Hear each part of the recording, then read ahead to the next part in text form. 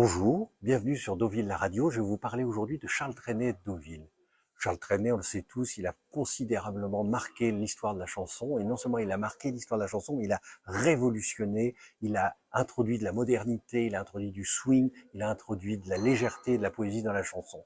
Et Charles Trenet, Deauville l'accueille très vite puisque la carrière solo de Charles Trenet commence en 1938 et dès 1939, Charles Trenet se rend à Deauville. Il aimait les belles automobiles. Il vient donc avec une magnifique Delage, un cabriolet Delage sur les plages de Deauville. Il donne son premier concert en 1939. La guerre va marquer une parenthèse.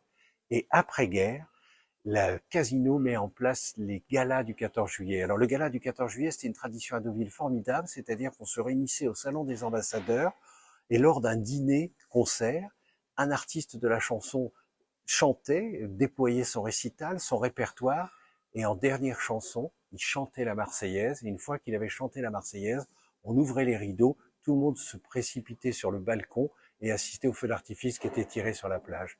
Et le 14 juillet 1950, c'est Charles Trenet qui vient chanter la Marseillaise à Deauville.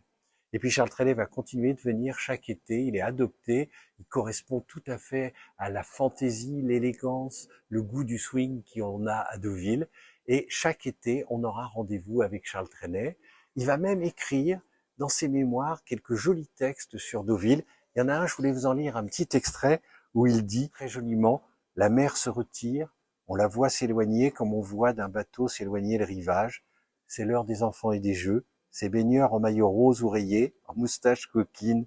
Je croyais que seul l'illustrateur du Petit Larousse les avait connus de son temps. Je me trompais. Ils sont à Deauville avec leurs jambes blanches, leurs varices et leurs squelettes racés.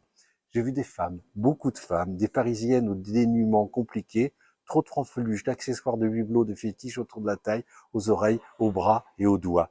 Le maillot de soie ne se porte pas, le maillot de laine se porte à peine, le maillot de coton donne le ton. Vous voyez, même quand Trenet écrit, il fait des rimes.